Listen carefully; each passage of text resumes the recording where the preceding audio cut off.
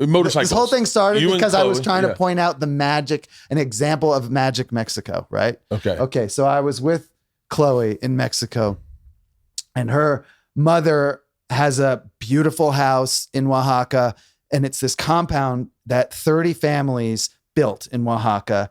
And it's just an amazing little like expatriate community. And so her mother goes down there for the winters, and this was New Year's. And her mom she's a very noble person, and she knows all of the local people and the indigenous people. Yeah. And so she knew about this guy who had a little boat with an outboard motor, and he would take you at night into the mangroves where there were the bioluminescent. Yes. And I didn't know how it worked. And I went in there, and the way it works is if you move, they light up. Yeah. So if you take like a bucket, so we're in these mangroves. Now we had seen crocodiles earlier that day, we had seen crocodiles in this water. And so we just turn into children. It is unbelievable. It's like some of her cousins were scared to go in. She had like a younger cousin who, 19 or 20 years old. She was like, I don't know. And I was like, it's worth dying. It's worth dying. It's worth dying. It's fine. It's fine if you die like this. And I'm dumping buckets of water, and it's lighting up, and it's beautiful. And her mom's like, Chloe. And she's like, Mom, I have to be here right now. We get in the boat, we get our towels, we're driving back. So that's magic Mexico, right? Yeah.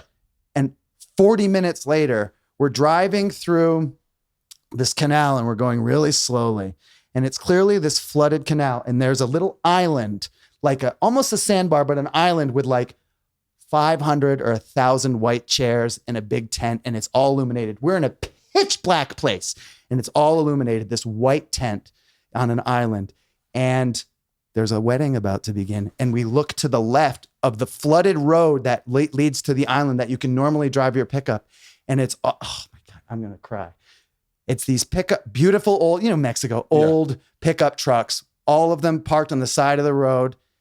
The road is flooded, like maybe knee deep. And the men are carrying the women through the water across the canal to this wedding. Oh my God. And that's within an hour. And that's 2 hours in Mexico. The whole country is that. The whole country is one of those. And if you go there with like an open heart and you don't like bring America to Mexico, you can be in that world and live in there. That is, I can't imagine. Chloe's life was one of those after another. Yeah, she seems to have lived a really exceptional, different. Her parents are like, her dad is an industrialist and she's Canadian. Yeah. And he's an industrialist, and he went to this school when he was a little kid. Like the Canadian schools are modeled on the British schools. So he went to this boarding school, but it was like an adventure school. And they like taught them how to do like primitive camping in like 40 below zero Ontario with no light. And I think he hiked to the North Pole with like a spear and ate seals and stuff. Like that's something that he's done in his life. Holy shit.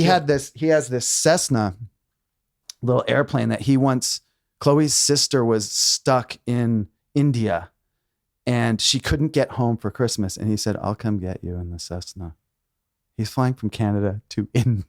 Wait, how the fuck do you do that? He filled the whole fuselage with like fuel cells and stuff and like rigged up this system, and he made it. And he like barely, if you don't make the Azores when you're crossing the Atlantic, you run out of fuel and you crash. Yeah. And he like barely made it. And so Chloe has a bunch of cousins and she has brothers and sisters. And the dad, Scott, said, first one of you to get a pilot's license, I will give you my plane. And Chloe did it in Berlin. Really? She went and did the classes and did the thing and got her pilot's license. And Holy she can fly shit. a plane. She's and the dad's going to give her that Cessna.